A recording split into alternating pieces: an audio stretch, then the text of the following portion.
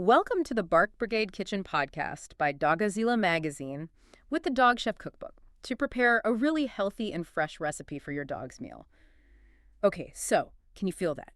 The energy today it's totally different. I mean, usually we're surrounded by like stacks of paper and research. It is a huge change of scenery, isn't it? But I have to say, I am absolutely loving this vibe. We're trading the theoretical for the practical. For the edible. And for the edible, yes. Exactly. I've got my imaginary apron on. It's striped, by the way, and I'm ready to be your sous chef today because we are on a mission. And I am ready to step in as head chef and nutritionist. It's funny, we usually talk about consuming content, but today we're making content that's actually going to be consumed. I love that. So let's get everyone oriented. We are diving into one specific recipe today. It comes to us from the Dog Chef at Dogazilla Magazine from the February 2, 2026 edition. And the dish is called the Salmon and Sweet Potato Delight. Which, I have to say, sounds like something I would order for myself. Right. It sounds delicious. It really does, but this isn't just about being fancy, is it? I mean, there's a real why behind this whole thing. Absolutely. That is the key. Yeah. This is not a treat. This is more like a health intervention. The Dog Chef is really clear. The goal is overall wellness. We want dogs to be thriving. Thriving. I love that word. That's what every owner wants.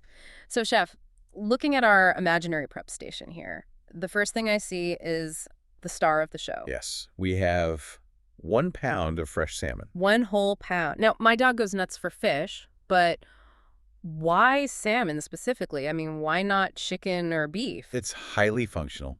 While chicken is great, salmon brings something unique to the bowl. The source material says it's an outstanding source of omega-3 fatty acids. Omega-3s. Right. We see that on supplement bottles. But what does that actually do inside a dog? Is it just for a shiny coat? Well, the shiny coat is what you see on the outside, for sure. The text mentions it's crucial for skin and coat health. Okay. But the benefits go so much deeper than skin. Deeper how? Like internal stuff. Think about their joints, their mobility. The source says these omega-3s help promote joint health. And this, the big one, reduce inflammation.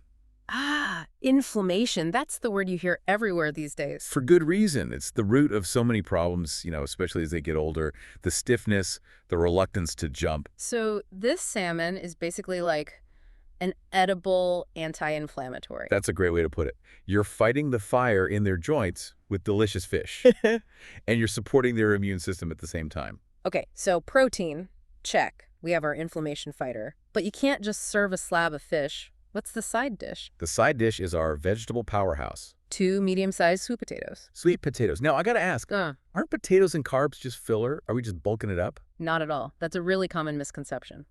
In this recipe, the sweet potato is a nutrient delivery system. The analysis says they are packed with antioxidants. Okay, antioxidants, those are the good guys. Exactly. And the cookbook specifically calls out vitamins A and C. A and C. I know C is for the immune system, but what about vitamin A? Vitamin A is fantastic for their vision. The source says it supports eye health. No way! So the salmon helps them run, and the sweet potato helps them see the squirrel they're chasing. That is a perfect way to put it. And there's another huge benefit. Fiber. Ah, right. The digestion factor. Yep. The source notes they're high in dietary fiber, which, aids in digestion, keeps everything moving along nicely. Which is a benefit for the owner, too, let's be honest. 100%. The Dog Chef says the whole combo is easy to digest. Okay, I like that. So we've got the salmon, the sweet potato. I also see a cup of green peas and some olive oil. The supporting cast? Yeah. The peas add a little extra protein and vitamins. And the olive oil has healthy fats that actually help the dog absorb all the nutrients from the veggies. Right, because some vitamins need fat to unlock their power. It's chemistry in a bowl. Okay, Chef. I am sold on the why, but now, the execution. I've got my knife. Where do we start? All right, cameras are rolling. Step 1, temperature control. We need to preheat the oven. Walking over to the oven now. What are we setting it to? We need 400 degrees F or 200 degrees C. 400. Wow, that's pretty hot. Yep, we want that high heat. It helps caramelize the sugars in the sweet potatoes. So while that's warming up, let's do step 2, the prep. Grab those potatoes. Do I just wash them or peel them? For this one, the instructions are specific. Peel them. We want a smooth texture. Okay, peeling is done. Now what? Now for the knife work. It says to cut them into small cubes. How small is small, and why does that matter? Well, the text says it's for even cooking. If you have big chunks and little bits, the little bits will burn before the big ones get soft. Ah, okay, that makes sense. So think. Like small, even dice. Exactly. Now get those onto a baking sheet, and this is where that tablespoon of olive oil comes in. Drizzle it over the top. Just pour it on. Drizzle it and then toss them. The instruction says to ensure they are evenly coated. Every little cube should have a nice sheen of oil. Okay, they're glistening, and the oven just beeped. They're ready to go in. Perfect. Close the door. Now, step 3 is roasting. We're looking at about 25 to 30 minutes. 25 to 30 minutes. How will I know when they're actually done? You're looking for a visual cue. The notes say they should be tender and slightly caramelized. Caramelized, so like brown on the edges? Exactly. Those brown edges are pure flavor. Even dogs can appreciate a good roasted potato. Okay, so the potatoes are roasting away, but we've still got this beautiful pound of salmon sitting here. Correct. So while the potatoes are in the oven, we move to the stovetop for step 4. Get a skillet going over medium heat. Do I need to oil the pan for this too? The recipe suggests just a touch of olive oil. It's just to prevent sticking. You don't want to leave half your salmon behind. Got it. Pan's hot, fish is in, I can hear that sizzle. That's the sound. But here's the hard part for any home cook: patience. Oh, I'm terrible at that. I always want to flip it too soon. Don't do it. We're cooking for 5 to 7 minutes on each side. You have to let it cook through. Okay, 5 to 7 minutes. But how do I really know it's done? Is there a test? There is. It's the fork test. The expert says to look for when it is fully cooked and flakes easily with a fork. What does flakes easily actually feel like? You take a fork, you press it on the thickest part. If the layers just separate without any resistance, it's done. If it feels rubbery, it needs more time. Okay, perfect. So let's fast forward. The timer went off, the potatoes are golden, the salmon is flaking, the kitchen smells amazing. Can I just mix it all together now? Whoa, whoa, whoa, hold on. Absolutely not. Step 5 and step 6 are all about safety and texture. Okay, I'm holding my horses. What's step 5? Step 5 is the cooling phase. You have to remove the salmon from the heat and just let it cool down. Okay, burn the dog's mouth. Exactly. And once it's cool enough to handle, you're going to break it into bite-sized pieces. So just flake it apart with my hands or a fork? Yep. And it's a good time to double-check for any little bones you might have missed. Okay, I have a pile of salmon chunks and a tray of roasted potato cubes. Now we assemble. Get a big bowl. The mixing bowl. In go the sweet potatoes. In go the salmon pieces. And now we add that cup of green peas. A little splash of green. I like it. Now pay attention here. The instruction is not just to stir. It says to mix gently. Why gently? Well, think about it. You have these delicate flakes of fish and tender potatoes. If you go in there and mash it all up, you just get paste. We want to incorporate everything without damaging the salmon. We want to respect the chunks. We want to respect the chunks, exactly. It's about texture. Okay, I'm folding it gently. Wow, it looks beautiful. Pink, orange, green. This looks like a gourmet salad. It does. But we have one last very important step before serving. Step 6. Let me guess. It's still too hot. You got it. Here. Allow the mixture to cool completely before serving. The expert stresses this ensures it's both safe and enjoyable. Safe and enjoyable. It's so hard to wait when you've got a dog staring at you, but you're right.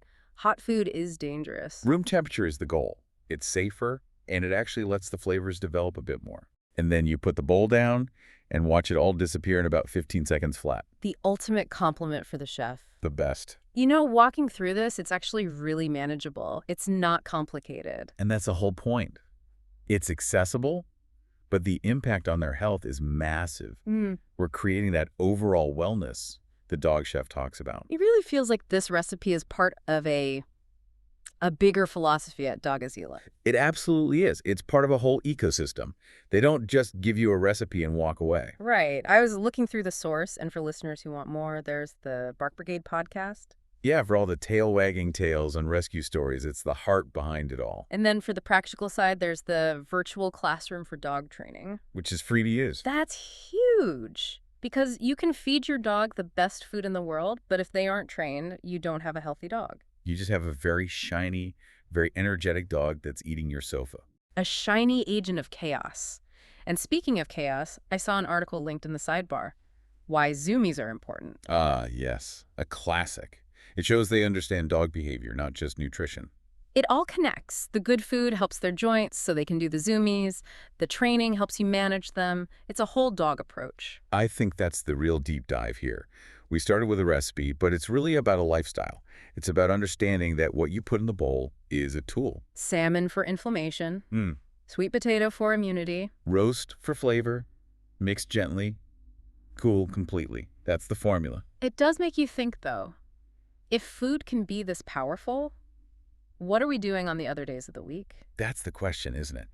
If food is medicine, we need to be mindful of the prescription.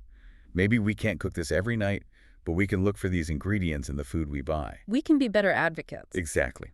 But for today, we know we've got a winner. We definitely do. The salmon and sweet potato delight is going to be a hit. I might have to sneak a bite myself. For quality control, of course. Hey, why not? It's human grade. Well, this has been so much fun. Thank you, Chef, for guiding us. It was my pleasure. And a huge thanks to the dog chef at Dogazilla. I know my dog will be thanking them later. With a very sloppy kiss, I'm sure. The best kind. Okay, sadly, it is time for us to hang up our aprons. But before we go, we have a very specific way to sign off. You do? Ready? I am so ready. Well, dear Brigadiers, we hope you liked and you learned how to prepare this recipe from the Bark Brigade Kitchen podcast with the Dog Chef Cookbook from Dogazilla magazine. Visit dogazilla.com for more dog-related questions. And if you like to try more recipes like this, visit the Dog Chef Cookbook with lots of dog food and treats recipes for optimal dog health and well-being. Talk to you next time, and meanwhile, have a woofy woof day and stay strong. Bye, bye.